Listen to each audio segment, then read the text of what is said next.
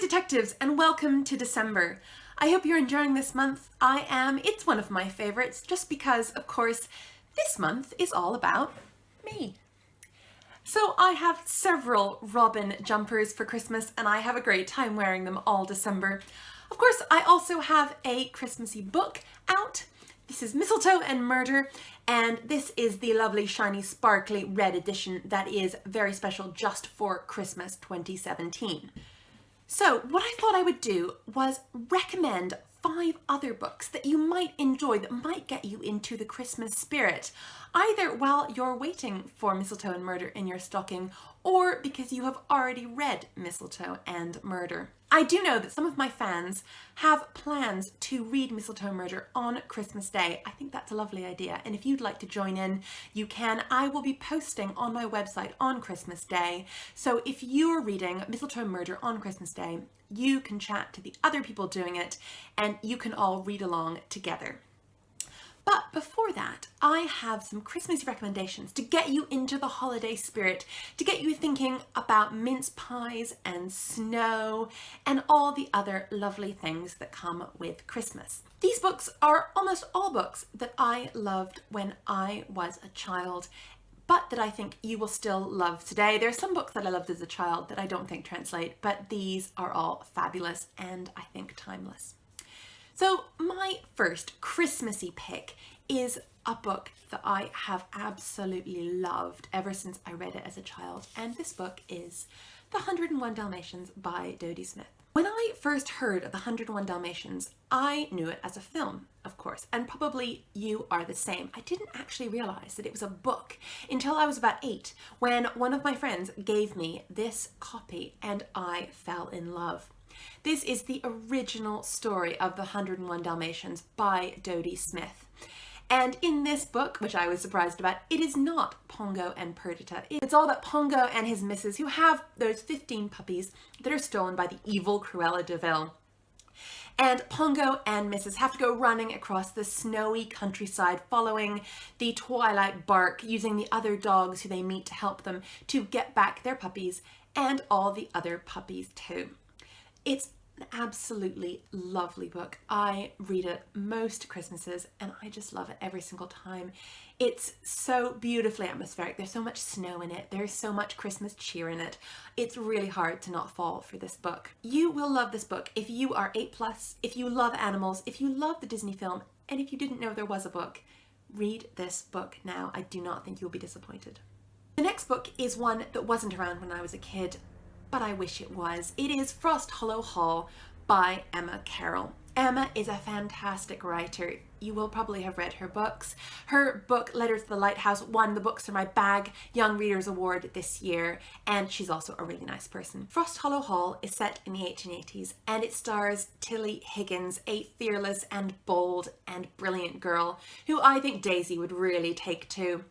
Tilly uncovers a mystery that is also a ghost story at Frost Hollow Hall. She realizes that there is a drowning that happened 10 years ago that she needs to find the answers to. She needs to find out what happens to help a ghost and get justice for that ghost. So this is a ghost story, it's a Christmas story, it's a bit mysterious, and it's very, very exciting.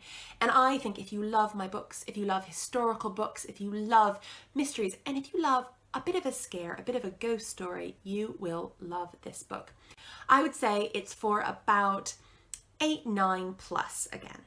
My next pick is also a ghost story because I think ghost stories at Christmas are pretty much perfect. I love having a bit of a scare during the festive season.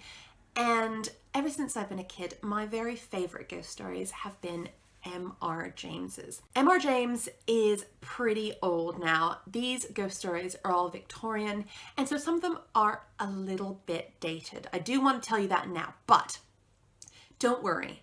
Dated doesn't mean not scary. In fact, these are some of the scariest stories I have ever read.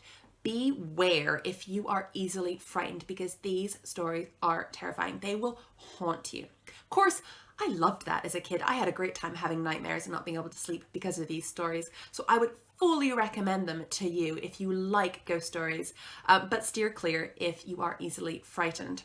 There's one story in particular called Whistle and I'll Come to You, My Lad, that is genuinely, I think, one of the scariest things you will ever read, either as a child or as an adult. So if you're finding the festive season a bit too festive, a bit too fun, a bit too cheery, pick up these stories and terrify yourself. I would say that these are for about 10, 12 plus.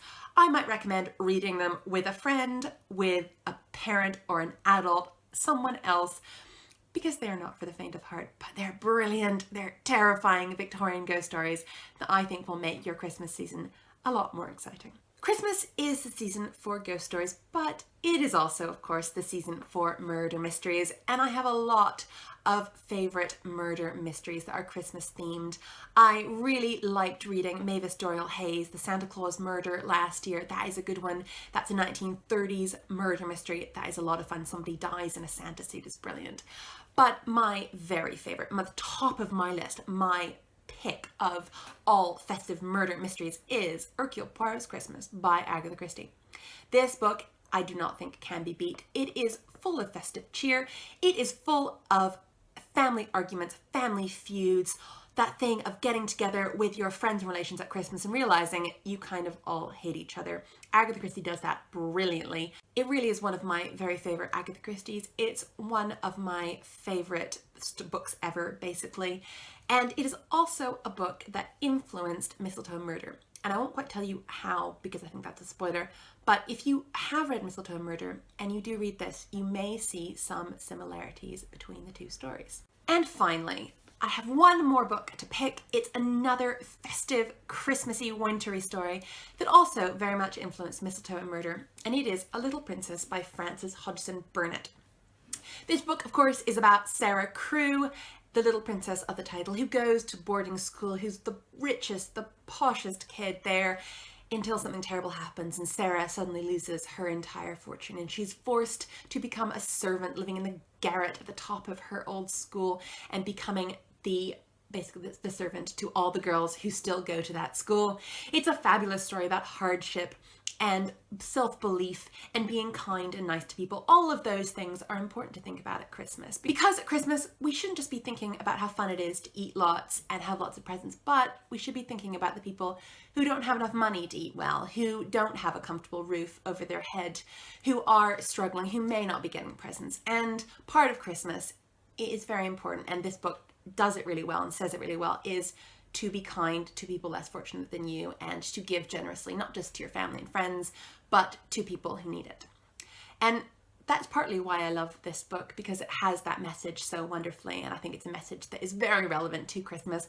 But I also love this book because it is full of delicious descriptions of food. There is one scene where Sarah and her friend go to bed and they wake up and suddenly the room they're in has been transformed from this horrible, poky, old, cold garret to this wonderful, warm room with loads of food and loads of beautiful carpets and silks. And that scene became the Christmas morning scene in Mistletoe and Murder. Daisy and Hazel wake up and suddenly Christmas has come. So I'm very, very fond of this book. This is a book that I first read when I was a child and I still love it today. And actually, this particular edition is very special to me because I used to work at Egmont Books, and Egmont Books is the publisher of this book. And while I was at Egmont Books, I worked on this very edition, and this edition has a lot of back material at the end of it. It's got tips for boarding school books, and it's got recipes, and it's got quizzes, and all of those are things that I wrote and I designed while I was at Egmont. So if you want some Robin Stevens approved fun activities to do with A Little Princess, buy this edition from Egmont. And now all I have to do is wish you the most wonderful Christmas, whether or not you celebrate. I hope you have a fantastic December. I hope you have a lot of fun. I hope you experience a lot of kindness and goodness. I hope you are kind and good to people too. Have a great December. I'll be back in the new year with lots more book recommendations. But until then, Merry Christmas, Happy December, and I will see you soon.